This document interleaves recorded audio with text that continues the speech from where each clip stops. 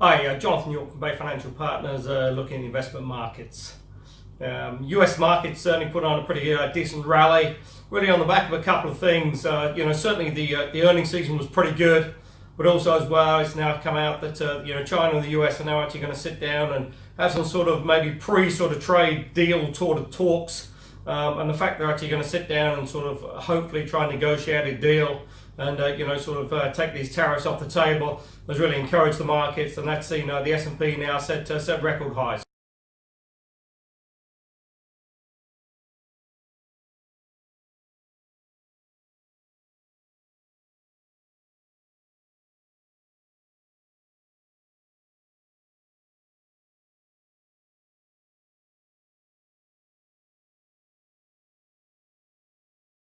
Now, obviously, that's a lot of faith on these talks.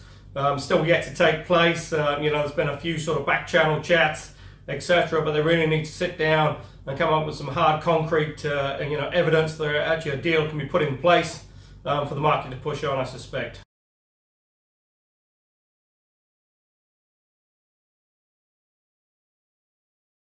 But certainly against that, the background, the US economy is pushing on a pretty good rate, and that's really sort of helped global equities and sort of push markets up towards sort of contract highs and lifetime highs.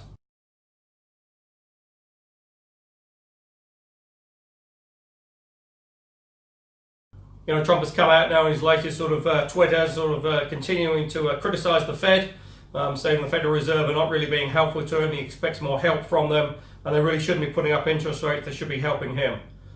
What he does sort of fail to realize is that the Fed is independent, and his goal there is to set a monetary policy that is good for the US economy, but will keep it on an even keel. So obviously, when inflation is getting, potentially a little bit high and growth is a little bit rampant, they have to put interest rates up just to cool things down and just to keep things on an even keel. And likewise, when the economy is a little bit weak, they have to cut interest rates, etc., to stimulate the economy, again, to get sort of growth back into the economy.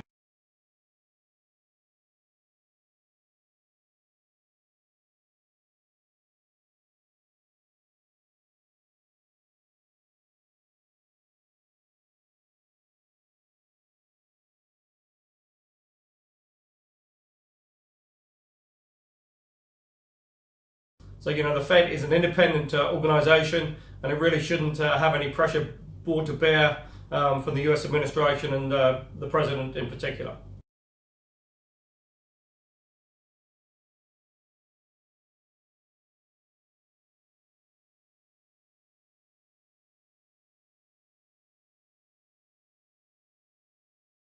Now, all this comes at quite an interesting time because we're heading into a sort of Jackson Hole retreat.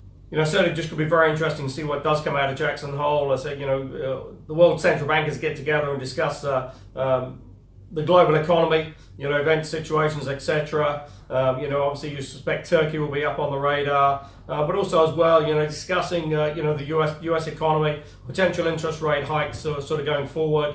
And also as well, potentially what's sort of going to happen with the ECB next year.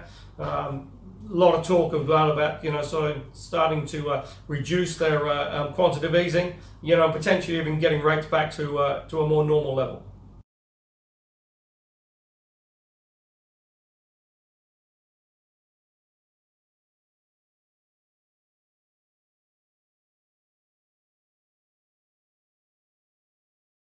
So while we're not expecting any sort of concrete events to come out, it'll just be very interesting to see what commentary comes out and what sort of comments come out from the central bankers, and we'll give a pretty clear indication of the way they see the global economy heading into 2019.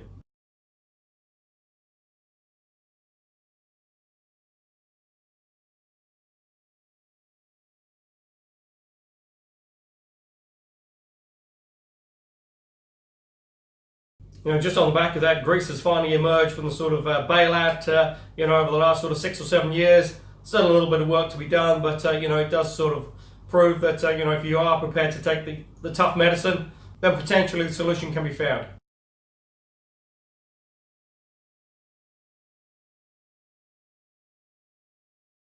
And obviously the clock is still ticking towards US midterms. Again, very interesting to see how the Republican Party is going to do in those midterms. At present, you'd have to say it looks pretty direful.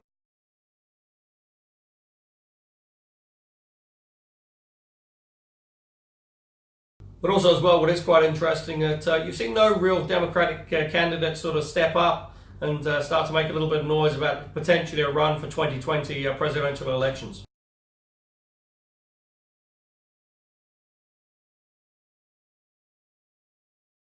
And really that 2020 election is not that far away in terms of getting campaigns sort of started, mounted, and get a little bit of momentum going forward.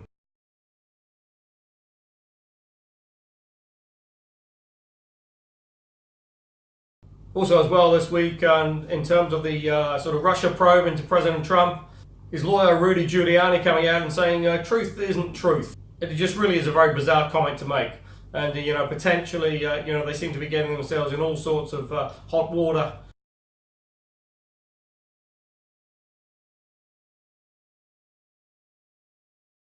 Just maybe you say, the temperature's getting turned up a little bit. Latest comments coming out, it looks like Cohen has now struck a deal with the FBI, and so that will be very interesting to see what comes out of those findings.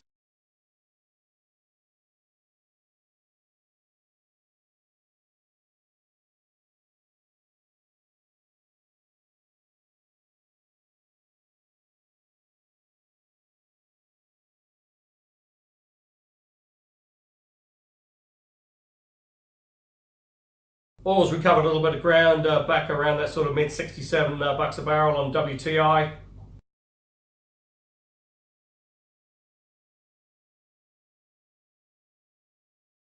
Still no further news on Brexit, but as discussed here many times before, Europe's pretty much on holiday for most of August.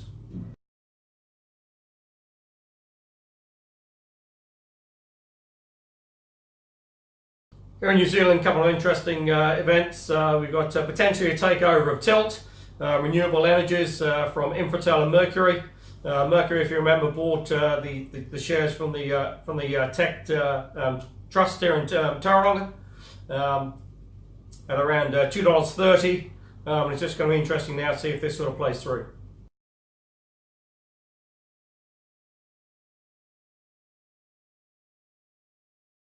Also as well, there's a Z Energy bond out there that replaced the maturing bond at 7.25. The new bond is going to come in at a minimum rate of 4%, fixed for 6 years. If you're interested in that, call us on 0800 867 323.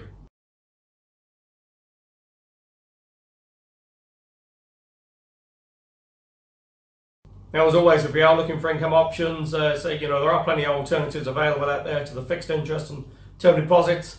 And if you're interested in discussing what is available, call us on 0800 867 323 or go to the website www.bayfinancialpartners.co.nz for lots of interesting articles. I look forward to speaking to you soon.